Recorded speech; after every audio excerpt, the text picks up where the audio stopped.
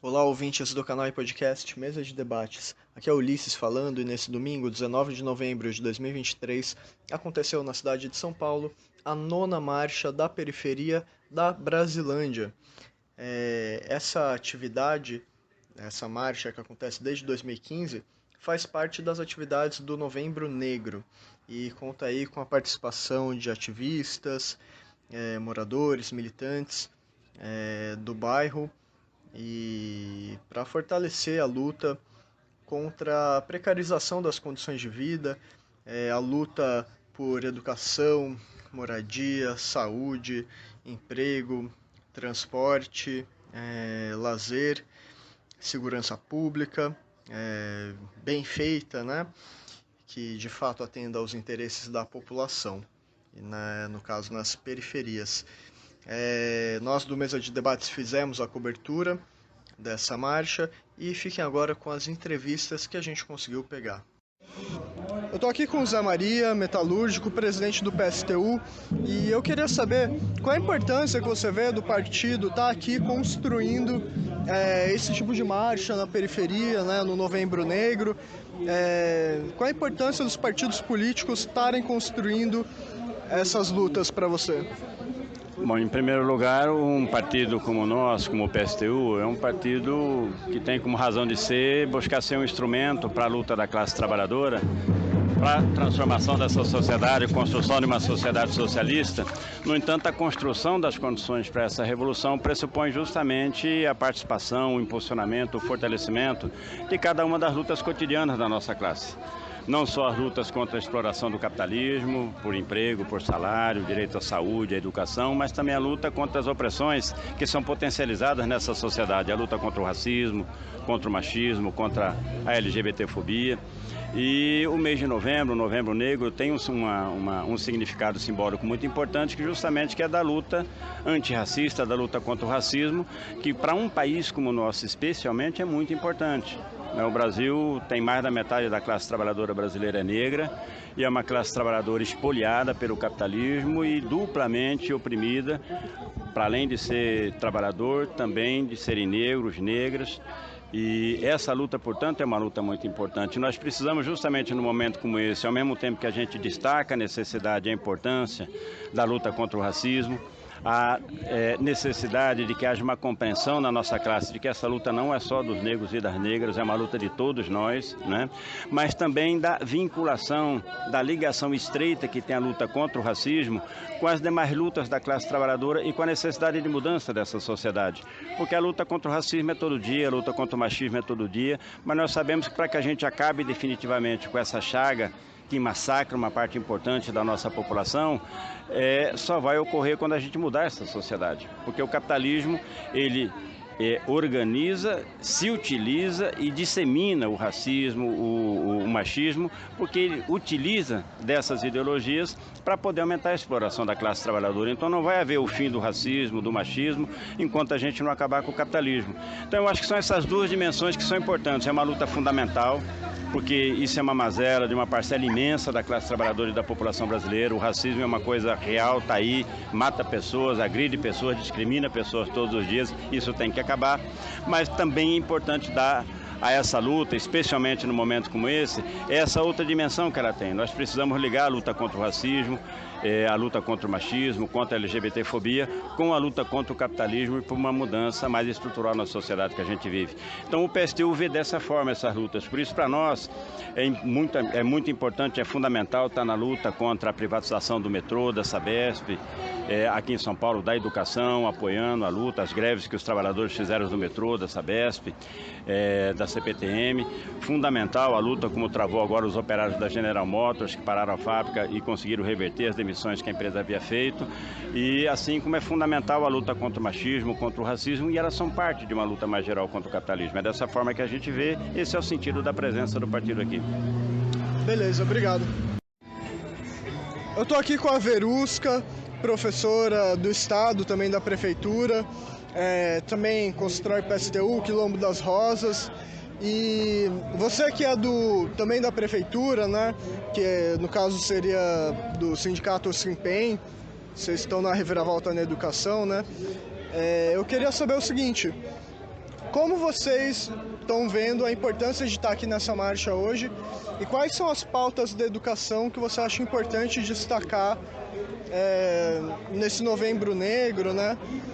E se você quiser também comentar questões específicas da prefeitura, né, da luta de vocês no ensino municipal, fica à vontade. Tá, obrigado aí por contemplar aqui a nossa participação. A gente do Reviravolta na Educação, CSP com Lutas, no SIMPEM, né, no município, a gente tem uma luta aí bastante histórica, né, no sentido de fazer com que a nossa categoria, os professores, as professoras, elas trabalhem, né, esse conteúdo da luta contra o genocídio da juventude, né, mas também destacando o papel das mulheres pretas, né, no sentido da luta contra a violência, o feminicídio. Então a gente fica fomentando esses debates, esse trabalho junto aos alunos e professores da nossa categoria. A gente fica ao longo do ano fazendo essas discussões, esses trabalhos e participar da Marcha da Periferia, como a gente também já construiu muitos anos lá na Zona Leste. Esse ano não foi possível, mas participar dessas marchas, trazer, né, a população, os jovens, a mulherada para fazer essa discussão, né, essa luta contra a violência, né, que hoje, mais do que especificamente a luta contra a violência à mulher e a violência ao povo negro e negra, também estamos somando aí a luta contra o genocídio na Palestina, que não deixa de ser uma luta contra o racismo também, né? Que hoje é um povo que está sofrendo pela invasão de Israel.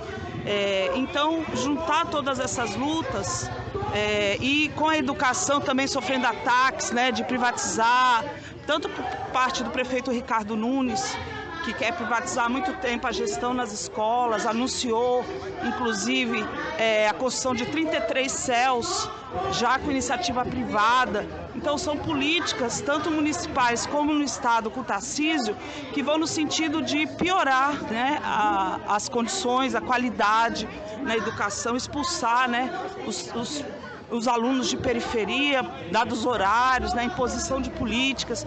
Então tudo isso está junto e misturado. Por isso que é importante a nossa participação na Marcha da Periferia. Beleza, obrigado. Eu tô com o Cláudio, metalúrgico do PSTU, do Quilombo Raça e Classe, e eu queria saber, principalmente pelo Quilombo Raça e Classe, qual a importância de estar aqui construindo essa marcha na Brasilândia, ou seja, em qualquer outro lugar, mas na periferia de São Paulo, e o que isso diz respeito à questão racial no Brasil?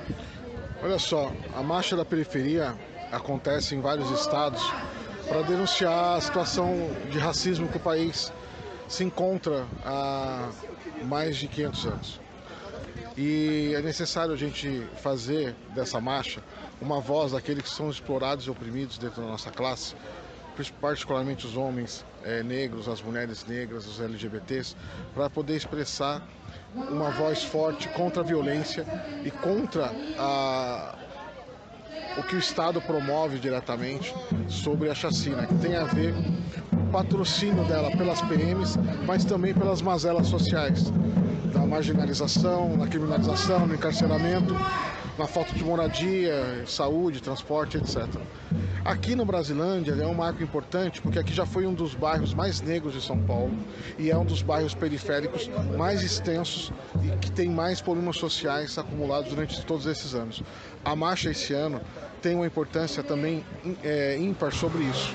Além da gente trazer para a marcha um tema que está voltando a ser debate, que é o tema das reparações sobre o processo de escravização aqui no país, que envolve inclusive o Banco do Brasil, conforme os pesquisadores que ofereceram a denúncia ao Ministério Público Federal estão trazendo, e a gente é participante ativo dessa denúncia e da atividade de discussão sobre a questão da reparação no país. Então a marcha tem a ver exatamente com tudo isso, e os trabalhadores e as trabalhadoras são muito bem-vindas, e a juventude também.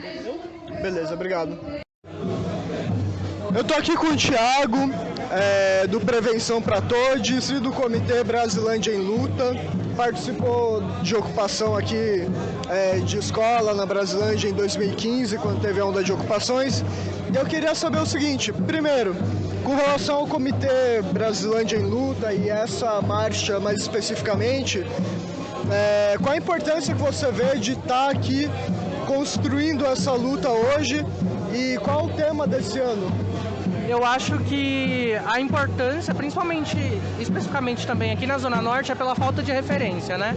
Aqui na Zona Norte a gente tem falta de centro cultural, falta de escolas com infraestrutura adequada, falta de postos de saúde, que também não tenha um acesso discriminatório aqui dentro dos postos. E a marcha ela vem para ser referência mesmo desde 2015, durante as ocupações onde ela surgiu. E a gente vem todo ano trazendo, sendo referência para a população periférica que mora aqui e também para as outras regiões. Eu acho que é muito importante a luta tanto da marcha quanto do comitê, que não só vem nesse viés de luta do movimento negro, mas também traz a questão da fome, ajuda em questões relacionadas à saúde, em relação à prisão, encarceramento dos jovens que são encarcerados brutalmente aqui sem provas, sem nenhum tipo de jurisdição competente para atuar nisso. E esse ano a gente faz um tema muito legal, que é o tema Queremos Viver e Não Sobreviver, porque só sobreviver não é suficiente. Para isso é preciso que os nossos direitos sejam garantidos, como o direito à saúde, à educação, ao lazer. A gente também traz um pouco sobre as questões da privatização, né, da Sabesp. Aqui mesmo na Zona Norte, a partir das 10 da noite já não tem água. E é um absurdo, porque 40 graus, durante a pandemia também, não tinha água para lavar as mãos, não tem água para matar a sede.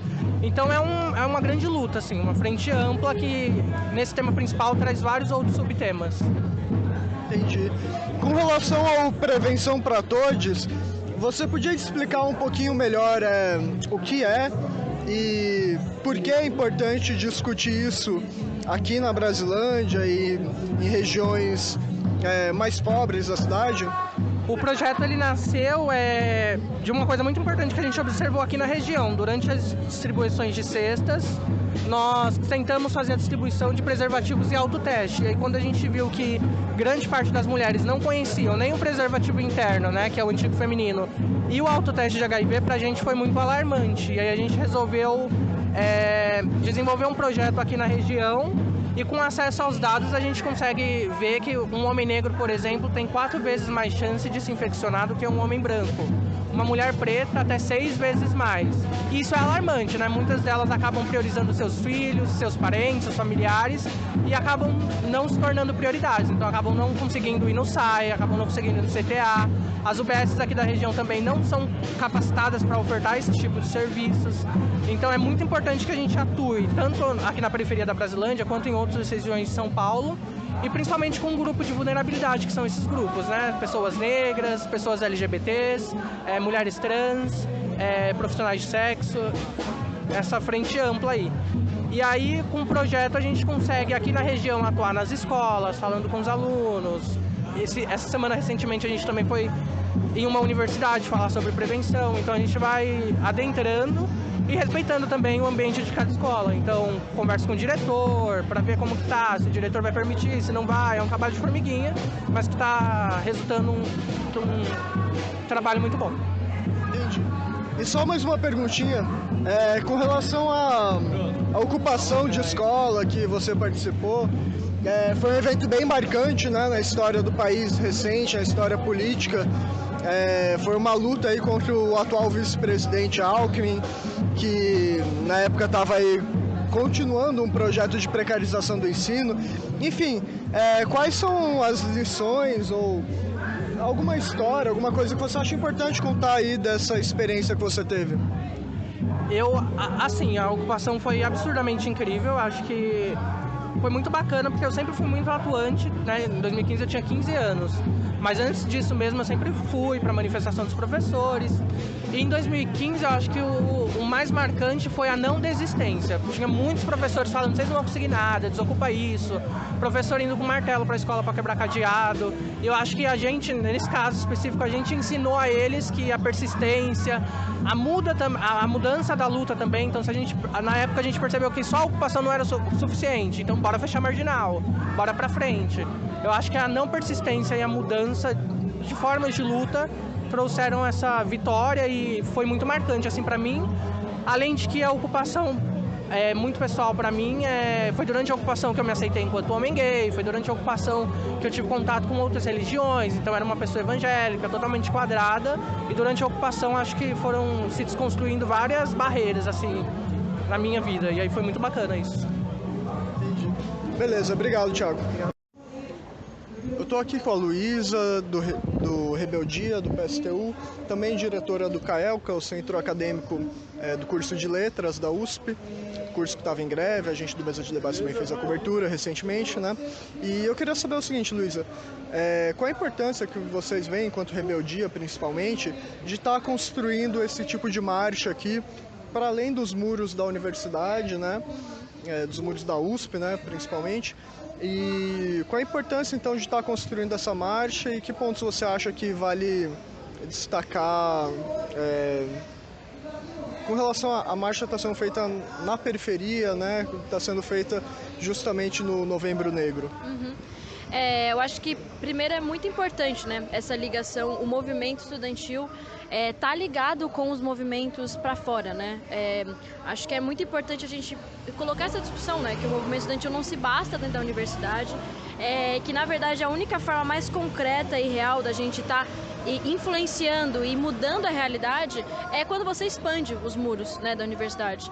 Acho que inclusive durante a greve lá na USP, na Letras, um dos momentos mais importantes foi quando a gente se aliou com os metroviários, com a CPTM, com os trabalhadores da Sabesp, num dia de luta contra as privatizações.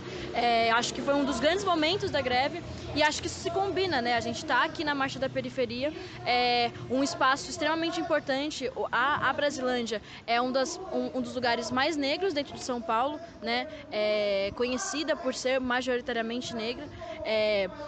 Então, eu acho que tem uma importância muito grande, inclusive de lições para o movimento estudantil, né? Do porquê construir esses espaços, inclusive nesse momento, né? Que é o momento do Novembro Negro, né? Que é tradicionalmente aí do movimento estudantil, mas dos trabalhadores, e que tem tomado cada vez mais foco nos últimos anos. E a gente acha que é isso, né? Que a gente está falando de um mês, mas na verdade um reflexo de uma resposta a diversos ataques em todos os anos, né? Não só em novembro. E a gente acha que o Novembro Negro é muito, muito fundamental, assim, para a gente colocar no centro do debate a questão negra no Brasil, né? Que hoje, cada vez mais, tem sido essa juventude, as pessoas negras têm sido atacadas em diversas esferas, né? A gente consegue, aqui a gente está tratando um pouco do tema, por exemplo, do encarceramento, né? Também da violência policial, que aqui em São Paulo, né, com o governo Tarcísio cresceu pra caramba, né? A gente viu as diversas chacinas que rolaram lá no Guarujá, mas em São Paulo a gente sabe que só aumenta a violência. Aqui, inclusive na Brasilândia, tem todo o tema das mães em luta, né? Que são as mães que lutam pela liberdade dos seus filhos que foram presos injustamente. E isso é uma demonstração muito clara do que é esse governo do Tarcísio aqui em São Paulo. E é isso, né? A gente tem um ataque mais específico da violência policial, mas você também tem todo o tema da privatização, né? Por exemplo, quando a gente vai falar sobre o tema da Enel aqui em São Paulo, que deixou o quê? Quais foram os bairros que ficaram mais tempo sem energia? Foram os bairros periféricos, os bairros negros, né? E se a gente, inclusive, entrando num tema também que está super em alta agora, que é o tema das mudanças climáticas, que é muito importante ser falado porque isso se conecta, inclusive, com o tema racial, porque quais são as pessoas que estão sofrendo aí com todas essas mudanças climáticas, desde enchentes ou até mesmo os apagões? São as pessoas que estão na periferia, né? E esse tema do racismo o racismo climático, né, é muito importante de ser colocado. Desde também, inclusive, de você pensar numa perspectiva de uma luta que vai para além, inclusive, do próprio Brasil, né? O tema de Israel, da Palestina, são jovens, inclusive, sofrendo um racismo apartheid que se combina com a luta do extermínio, né, da polícia militar aqui no Brasil, nas periferias. E eu acho que... E aí a gente tem um ponto que é muito importante, né? O mote da nossa marcha esse ano queremos sobreviver, queremos viver, não apenas sobreviver. E eu acho que isso é muito importante porque, inclusive, diz muito sobre a política do governo Lula, né? Que trouxe uma grande expectativa de que haveria grandes mudanças e a gente tem visto, cada dia que passa, uma política cada vez mais contra os trabalhadores. E esse tema da privatização escancara isso porque a gente está vendo o tema das privatizações dos presídios, né? Que é uma lógica que vai servir completamente ao lucro em nome de você prender trabalhadores e juventude jovem inocente, né? Que é isso, é colocar a lógica de quanto mais gente encarcera, mais lucro tem. E isso deixa muito claro, escancara muito a política completamente genocida, tanto dos temas da privatização do Tarcísio em São Paulo, mas também com o tema dos presídios, o tema da violência policial na Bahia, por exemplo, que é uma das cidades que mais mata, um dos estados que mais mata e encarcera jovens negros. Então, acho que tudo isso, né, são vários temas, mas que se combinam num tema que qual é a realidade dos jovens negros hoje, né? E como cada vez tem sido mais difícil achar que, inclusive, a única solução é um governo X ou Y, né? Que a gente está vendo o que foram 4 anos de governo Bolsonaro, que foi muito difícil, assim, ataques enormes à juventude negra, mas que agora no governo Lula a gente também enxerga diversos ataques que não tem mudado substancialmente a vida da juventude negra, né? Então, acho que são vários temas, mas que vão se combinando e que, inclusive, é isso, né? A gente tem o tema do novo ensino médio também, que entra também no tema da USP, porque lá com o tema da reforma do ensino médio, a gente sabe que isso vai precarizar a educação, vai tanto para a carreira, né, do mercado, mas também para as pessoas que querem entrar na USP, né? Que não vão conseguir, os jovens negros não vão conseguir entrar, mas dado com essa política de reforma do novo ensino médio e tal. Enfim, são diversos temas, mas que acho que tem uma importância muito, muito, muito fundamental a gente estar construindo esse espaço aqui. Beleza, obrigado. Eu tô aqui com o Duarte, petroleiro aposentado, dos petroleiros socialistas, né? Também é do PSTU, do Brasilândia Nossas Vidas Importam. E eu queria saber o seguinte, primeiro, qual a importância que você vê como um aposentado, né, de estar aqui construindo essa marcha na Brasilândia ou na periferia? Pensando na questão aí dos problemas aí dos aposentados no país. Então, em primeiro lugar é o seguinte, a gente tem que participar de toda a luta da população, dos trabalhadores, né? A luta do movimento negro, a luta contra o machismo, contra o racismo, contra a LGBTfobia. Mas a principal luta é o seguinte, é entender que nessa sociedade é impossível a gente alcançar todas as nossas conquistas, nossos direitos. Então, em última análise, a estratégia nossa é construir uma revolução socialista mundial. Porque o capitalismo é a origem de todos os problemas que nós passamos hoje, né? Por exemplo, desde o ponto de vista do meio ambiente até a questão do desemprego, da fome, a própria guerra que Israel implementa com o seu Estado fascista, assassino, sionista contra os palestinos, é fruto do capitalismo. Então, a origem, inclusive, nós estamos no meio de Consciência Negra do Novembro, mas a origem do capitalismo acumulou exatamente com o racismo, né? Com a coisificação dos negros, transformando em coisa, né, para ser vendida, e com a exploração do ouro e prata das Américas. Então o capitalismo já nasce roubando. Então nós temos que, como luta final, destruir o capitalismo. Se que a humanidade quiser sobreviver, senão nós não temos saída não. Mas nós também temos que lutar todo dia. Então essa luta de hoje faz parte dessa luta diária, cotidiana, contra o racismo, contra a LGBTfobia, contra todas as lutas, né? A favor da nossa saúde, dos nossos direitos. Agora, é uma luta que enquanto a gente não destruir o capitalismo, não vai poder melhorar. Não tenha dúvida. Entendi. Aproveitando que já estamos aqui na entrevista, conta um pouquinho mais do Brasilândia Nossas Vidas Importam, como surgiu, qual é o objetivo de vocês? Ah, beleza. Então, o Brasilândia Nossas Vidas Importam, nós criamos uma campanha de solidariedade, né, durante a pandemia, porque muita gente ficou sem emprego, sem nenhuma assistência mesmo, né? Diferente dos banqueiros que se lembram, não sei se vocês se lembram, o governo deu 120 bilhões dos bancos, né? E então uma parte da população aqui da periferia da Brasilândia, que já foi considerada pequena África, estava passando necessidade. Aí nós falamos o seguinte: vamos ver se a gente reúne umas pessoas que podem doar alguma cesta básica para aquelas que não têm condição nenhuma. E aí foi isso que aconteceu. Hoje nós estamos querendo mudar, né? Porque na verdade a pandemia, teoricamente, o vírus não acabou, mas a pandemia está encerrada, então agora nós precisamos ter outras prioridades, né? Criamos essa Brasilândia Nossas Vidas Importam somente para ajudar a solidariedade de classe, do ponto de vista da nossa classe. Nós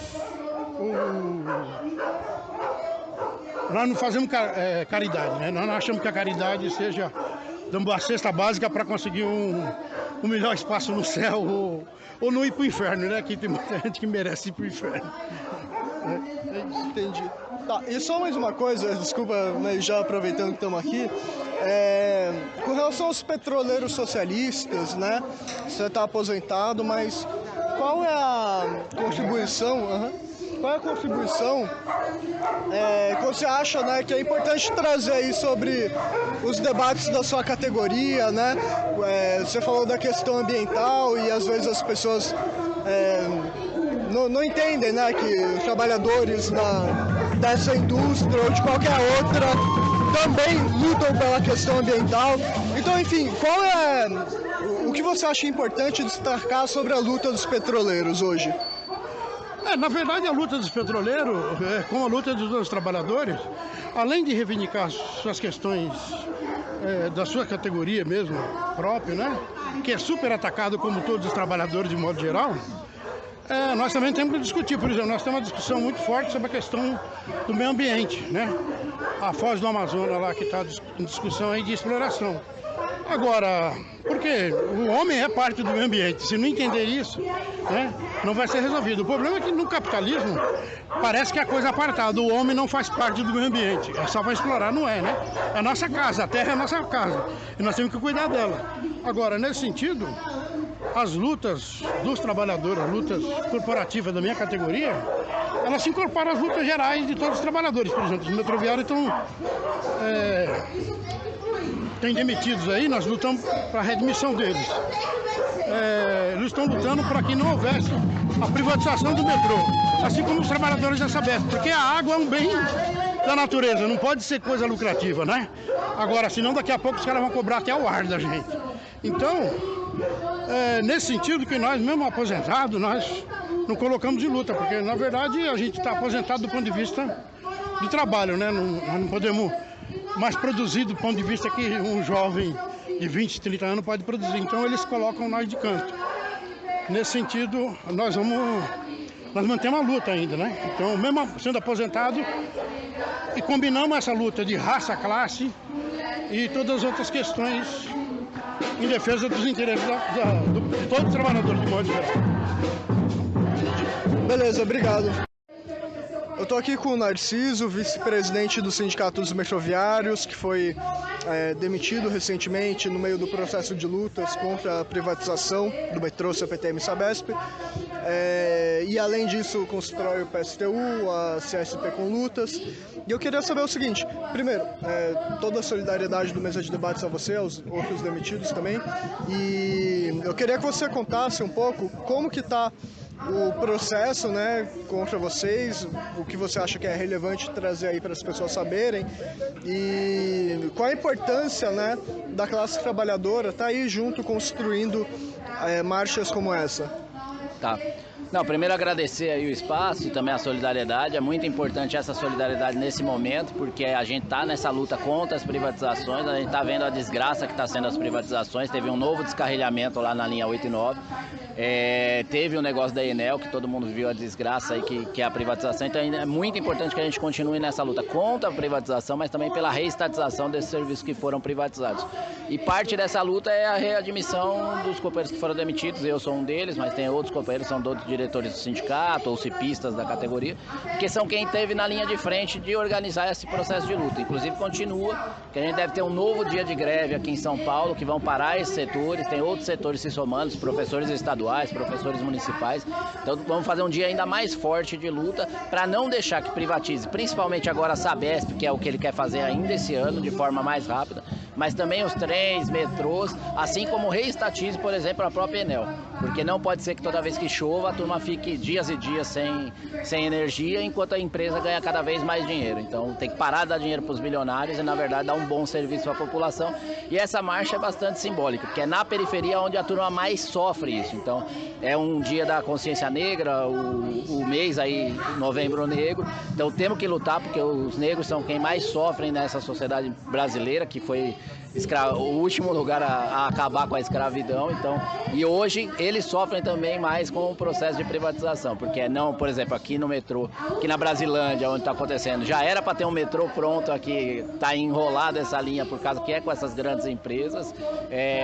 Quando falta energia aqui sofre mais, quando falta água aqui sofre mais, então são quem mais são afetados por esse processo. Beleza, obrigado. Valeu.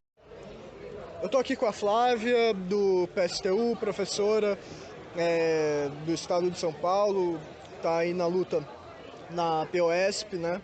E eu queria saber o seguinte, vai ter a greve dia 28, uma greve unificada aí de vários setores, né? A greve do dia 3 de outubro foi com metroviários, ferroviários e os trabalhadores da Sabesp, do saneamento, da água. E agora a categoria de vocês, da POSP, finalmente se incorporou a essa nova greve do dia 28. E eu queria saber o seguinte, ainda mais considerando o mês de Novembro Negro, toda essa temática aqui da marcha que a gente fez, qual a importância da classe trabalhadora apoiar essa greve? E pode falar aí o que você quiser também com relação a essa construção aí entre os professores do estado. Primeiro que eu acho que o dia 28 vai ser um dia muito importante, porque ele é um dia unificado, que demonstra a força da unidade da classe trabalhadora para derrotar os ataques dos governos.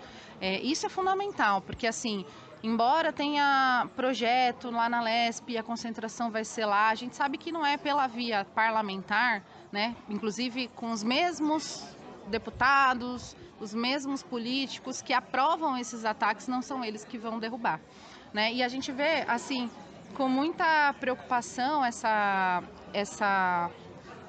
propostas que o governo Tarcísio está encaminhando com relação à educação e o conjunto dos serviços públicos, né? E a única maneira de derrotar o Tarcísio é, de fato, com a unidade. Então, nós lutamos muito, nós da oposição da POSP, da oposição unificada, para que a POSP entrasse na greve unificada. Isso foi uma grande demanda, uma luta que a gente fez no conselho, nos espaços de base da entidade, porque a educação está sendo atacada, assim como a Sabesp está sendo privatizada, os metroviários foram demitidos injustamente por lutar. A gente defende, inclusive defendeu que a POSP também incorpore essa luta pela readmissão imediata dos 8 metroviários demitidos, porque não é possível que alguém seja demitido por lutar, entendeu? Mexeu com todo mundo, porque hoje é com os metroviários, amanhã é com os professores, depois de amanhã com outra categoria, e não pode ser que a gente se divida.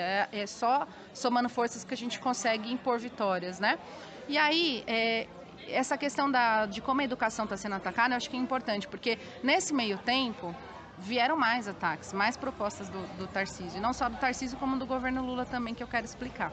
Aqui em São Paulo, junto com a privatização da Sabesp, o Tarcísio encaminhou para a Lesp o projeto que corta mais de 9 bilhões da educação pública. Isso é um ataque muito grande, vai significar mais uma vez voltar àquela situação, escolas caindo aos pedaços. Nós estamos enfrentando um calor absurdo nas escolas, não tem ventilador suficiente, muitas têm ventilador quebrado, 40 crianças e adolescentes dentro de cada sala. Isso mostra que é preciso mais investimento, não menos investimento.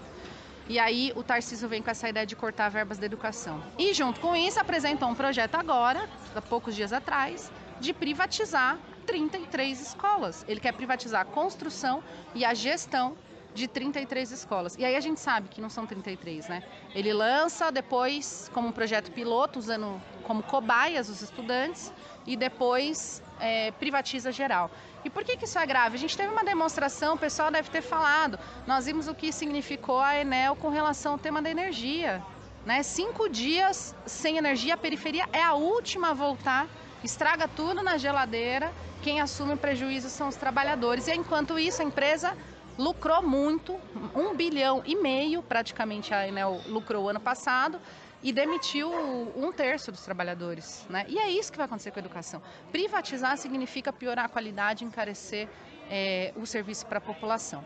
Então, por isso que essa luta é de todos nós. A gente tem que impedir as privatizações, seja nas escolas, na saúde, no metrô, na Sabesp, na CPTM, no que for, entende?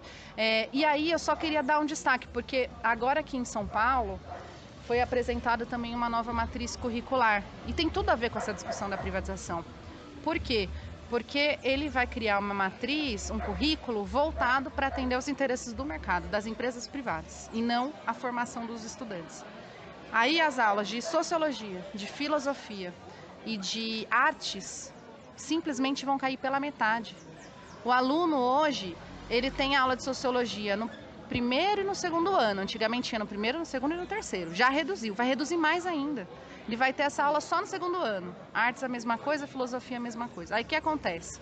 Essa formação vai ficando mais debilitada, aumenta a desigualdade educacional entre o filho do pobre e o filho do rico, certo? E é um absurdo completo. Agora, aí é o ponto que eu queria chegar. Por que o Tarcísio e o secretário de Educação, o Feder, conseguem fazer uma proposta, um projeto desse de matriz curricular que é um escândalo e que piora a qualidade da educação? Porque o governo Lula e o MEC não revogaram a reforma do ensino médio nem a Base Nacional Comum Curricular, que é a BNCC. Quando eles fazem só uma reforma da reforma, negociada com a Fundação Lehman, que é a mais interessada em privatizar, né? Aí eles abrem essa possibilidade dos governos estaduais simplesmente manterem essas propostas de currículo que se voltam para o interesse do mercado. Por isso que, para concluir, a gente reforça que a luta para derrotar os ataques à educação aqui em São Paulo do Tarcísio tem que ser combinada com as lutas para a revogação integral da BNCC e do novo ensino médio, contra o acordo que o MEC e o governo Lula fizeram com a fundação da Fundação Lehman, com a ONG da Fundação Lehman, a Megedu, contra os cortes na educação do Tarcísio, mas também do governo Lula, que cortou dinheiro da CAPES, que cortou verbas para a educação, e não temos que ter amarras com nenhum governo, porque no fim das contas eles estão juntos para atacar os direitos da classe trabalhadora.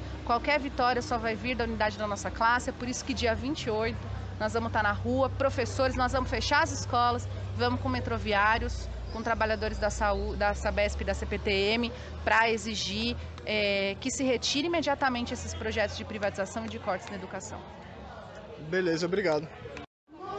Eu tô aqui com a Adailza, que é mãe do Lucas, que foi preso injustamente, aí tá na luta por justiça. E eu queria saber o seguinte, primeiro, qual a importância que você vê de estar aqui nessa marcha, né, hoje, construindo no contexto aí do seu filho ter sido um preso político, mesmo sem provas, né? E pode falar o que você quiser também sobre esse caso e sobre temas relacionados. Então, meu filho ele foi detido no dia 28 de janeiro, injustamente. Nós apresentamos provas, a juíza fechou os olhos e condenou ele 12 anos e 8 meses. Hoje ele se encontra na penitenciária de Balbinos. Nós temos que sair um dia antes para poder visitá-lo, né? Mesmo com prova de vídeo, no momento do crime nós temos a prova, nós apresentamos a prova que ele estava dentro de casa, mesmo assim ele foi condenado. E assim, não é só o meu filho, é outros que hoje eu me deparo na penitenciária quando eu vou visitá-lo, tem outras pessoas também que estão inocentemente dentro da prisão. entendeu? Então, assim, a justiça tem que ser feita, eles têm que levar em consideração as provas, tem que apurar realmente se a pessoa é culpada ou não. Chega disso. E sem contar que ele é negro, né? Ele é negro, torna-se racismo, porque a juíza falou que ele estava correndo e no momento nenhum ele estava correndo. E desde quando correr é crime? O crime que foi praticado foi por outras pessoas, não pelo meu filho. Então, assim, eu peço justiça. Eu estou aqui fazendo parte dessa marcha em prol do meu filho, em prol de outras pessoas também, que a gente não conhece, mas existe. Quantas mães vão chorar? Quantas mães vão sofrer a falta do filho? O meu filho fez aniversário dia 12 de outubro, eu não pude estar com meu filho, por causa da injustiça de outros. Policiais despreparados que acusaram o meu filho, forjaram várias irregularidades, no caso, que foram apontadas por várias provas que nós temos. E eu quero justiça para o meu filho e para os demais também. Entendi. Obrigado. Nada. Eu tô aqui com a Vera Lúcia, que foi candidata à presidência pelo PSTU, também do Quilombo das Rosas, né? E eu queria saber o seguinte, a gente está no Novembro Negro, estamos nessa marcha aqui, qual a importância de construir essa marcha no Novembro Negro e o que você acha que é importante de pontuar aí com relação ao Novembro Negro, ainda mais agora com toda essa questão do Banco do Brasil tendo que reparar os prejuízos que ele trouxe em apoio à escravidão, né? Desde o século XIX, enfim. O que você acha importante pontuar disso? Então, primeiro que o Novembro Negro é uma data que o povo negro tem como sua e tendo como referência um dos grandes lutadores contra a escravidão, a luta pela liberdade, que foi Zumbi dos Palmares, assim como foi João Cândido, assim como foi Dandara. E é ao mesmo tempo um mês em que a gente dedica, não que a gente não faça isso o ano inteiro, mas esse mês a gente dedica a fazer toda uma denúncia sobre o racismo existente até hoje e sobre o crime humanitário que o sistema capitalista cometeu com todo o povo negro, aqui no Brasil e em todas as partes do mundo, para sua construção. E aqui no Brasil nós temos um agravante maior, é que nós fomos libertados, veio a abolição, mas sem nenhuma reparação, nenhuma. O Estado brasileiro não reparou nenhum negro que saiu das senzalas e que construiu esse país. Fomos escravizados por 380 anos. E depois, numa conquista que foi a abolição, uma conquista dos negros pela sua liberdade, temos como consequência dessa não reparação a maioria dos desempregados, a maioria daqueles que moram nas periferias, e por isso a Marcha da Periferia é porque aqui está a maioria do povo negro brasileiro, que vive em piores condições, são os mais vulneráveis, são os mais violentados todos os dias. Tem inclusive uma estatística que coloca, que mostra que a cada 4 horas um negro é assassinado pela PM no Brasil. Se isso não é extermínio, eu não sei o que é. Além disso, são 95 milhões que vivem em áreas de risco. Então são aqueles que estão propensos à morte, tanto nos períodos chuvosos quanto agora no calor. Porque os mesmos que morrem soterrados, os mesmos que morrem afogados pelas enchentes por conta do crime ambiental que a própria burguesia capitalista impõe para garantir os seus lucros, também são os mesmos que podem morrer a qualquer momento por conta das ondas de calor. Então, o 20 de novembro, o Novembro Negro, a Marcha na Periferia, ela vem com o objetivo de denunciar esse crime que continua sendo praticado contra os negros no Brasil e, ao mesmo tempo, de estimular a população negra, da classe trabalhadora, centralmente aquela mais empobrecida, para nesse momento, inclusive, que o Banco do Brasil está sendo denunciado pelos crimes de tráfico, de comercialização e de ter lucrado com seus negócios do banco no período da escravidão, ainda no século XIX. Mas não só ele, porque ele também era o Banco Central, então também tem o Banco Central, mas também não é só isso, porque se ele era o banco e ele era o Banco Central, é o Estado brasileiro. Então são todos eles criminosos, e é crime contra a humanidade, é um crime hediondo que sequer tem prescrição. E por isso agora que vem à tona a denúncia do Banco do Brasil como um dos maiores financiadores desse tráfico, nós temos o dever, como movimento negro, como negros nesse país, de exigir do Estado brasileiro e exigir do Banco do Brasil reparação. E reparação não é 30% no quadro de funcionários. Reparação não é você pedir perdão, como o Banco do Brasil mandou uma carta ontem na audiência pública. Não, a reparação é a reparação material, espiritual, cultural, que esse sistema impôs para nós, que foi arrancar todo mundo do seu país, no continente africano, terem estocado, colocado para trabalhar durante todo esse período. Eles enriqueceram, enquanto nós estamos na miséria e na pobreza. Então nós queremos moradia, e tem que ter um plano de moradia para toda a população, titulação de todas as terras quilombolas, todas, absolutamente todas, subsídios sem nenhum custo, para que todos possam viver, desde os pequenos produtores da agricultura familiar, mas também que nas cidades tenha um plano de habitação que tire todo mundo do aluguel, que tire todo mundo dos barracos, que tire todo mundo das encostas, que tire todo mundo da periferia e garanta moradia digna, com saneamento básico, com escola, com creche, com praça, com direito ao teatro, com direito